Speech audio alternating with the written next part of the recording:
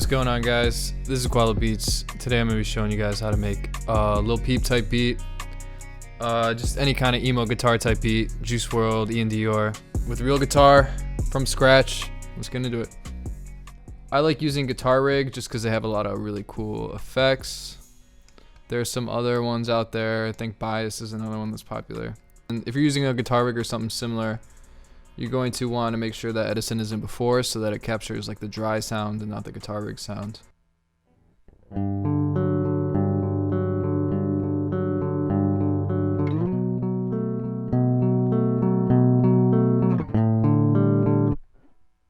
Okay, so I like that one. So what you're going to want to do is you want to drag it into here. Figure out the tempo real quick. I kind of slowed down towards the end here, but that's okay because we can just cut it up. So you can kind of see the peaks where it's like too soon or too late, and you could probably hear it too as well. So okay, now that we have that main one, I'm gonna record a second one.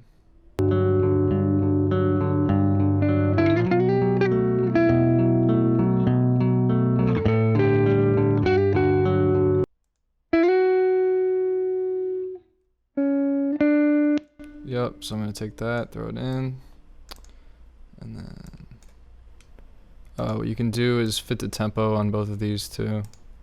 So that one's 101, and this one obviously is also 101. So, alright, so this is what we got.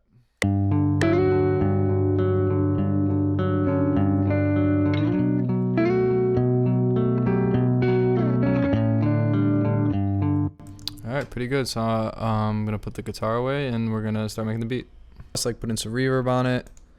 I'm just gonna use a regular reverb because it's one you guys all have. I like Valhalla a lot, but I'll just use this one for now. I like putting a fruity delay on it, putting it down low, time 4, dry all the way up, pan left, ping pong.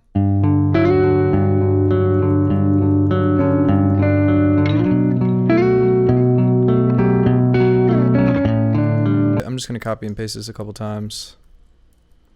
So just Command A or Control A to all, and then Command C or Control C to just copy.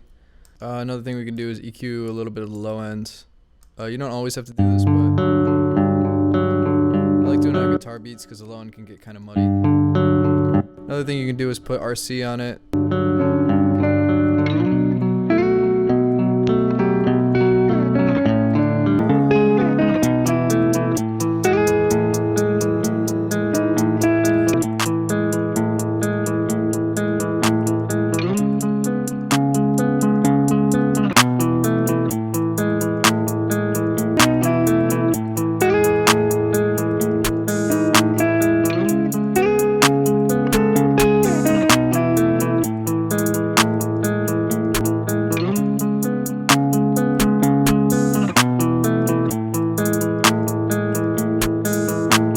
Finding the 808s isn't too hard. You just follow the bass note of the guitar usually.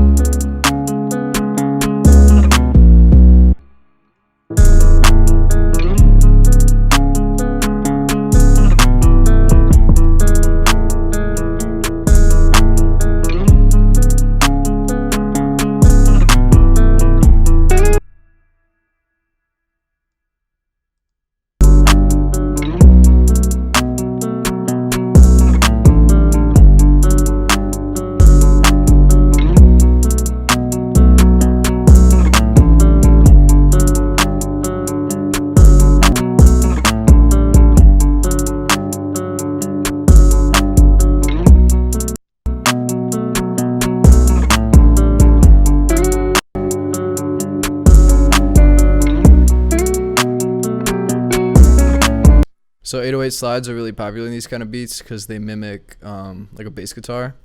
So to do that, you just hit this and just put the slide where you want it. That easy.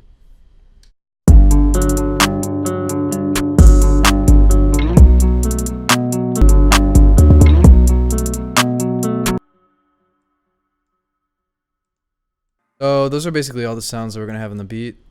yeah, let's get into structuring it. Structuring it can be pretty important because there's a lot of really cool stuff that a lot of these beats have. You can halftime the intro.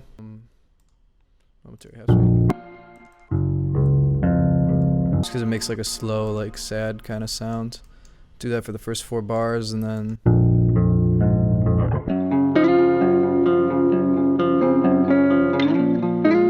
that come in. That can sound really cool. Then you have the first part of the chorus basically is the main lick or riff, and then the second part is adds in the second part of the riff and then take it out. And then let's see if this sounds good real quick. And right before the chorus again, having like another halftime here could be a cool way to just add build up and then bring in the second riff for the second part of the chorus. Another thing you want to do when making these beats is put in a lot of crashes and a lot of reverse cymbals. You got to think in terms of like what a band would be playing. Like if you have a drummer, you want a lot of drum sounds with like crashes, cymbals. I like to have a crash and then reverse a crash, toss it in here. And then I like to clip on none and then just take a little bit off, not too much, just so that when the crash does hit, it kind of hits you a little harder. So one thing you can do here is hit the paintbrush and then click down and then slowly come over this way, and then it'll insert it as soon as it has room. So that way you don't have to like zoom in and perfectly do it. Just click and then slowly, boom. And then I'm gonna add another FX, just like a little build up right here.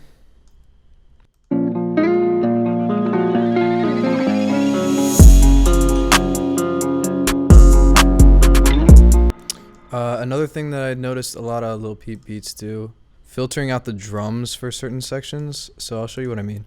So I have one mixer track, call it drum send, and then everything route to that track. You could do the kick in 808 if you want. Sometimes I do, sometimes I don't. You just gotta hear it out. But basically you just throw a filter on it. You can just stick with the default.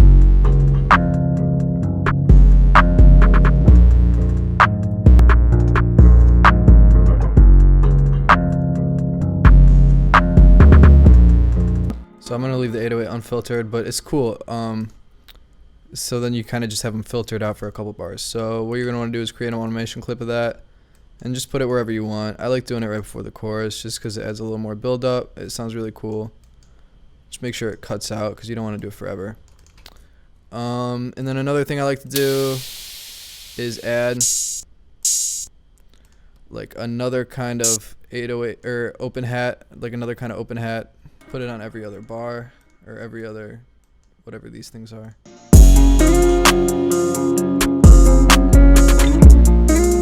So again, imagine you're playing in a rock band and like the chorus is finally coming in, the drummer's just going crazy and he's smashing all the cymbals. So I like to do that on like the end.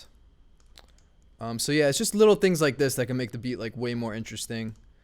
I might even put the transition back over there, all these reverse cymbals, and what I'll do is I'll take all that and just repeat it. So I can even add a bass to this, honestly. What you can do actually is you can copy the 808s to save time, and then just take out all the ones that are repeated, and then just Command L or Control L. Put that right there.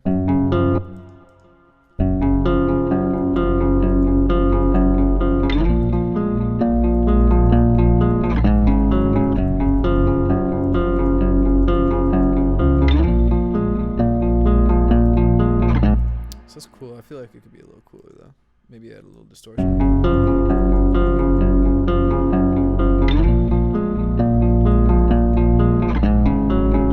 And then after that, we're going to want to copy all this and repeat it. So try to grab all that.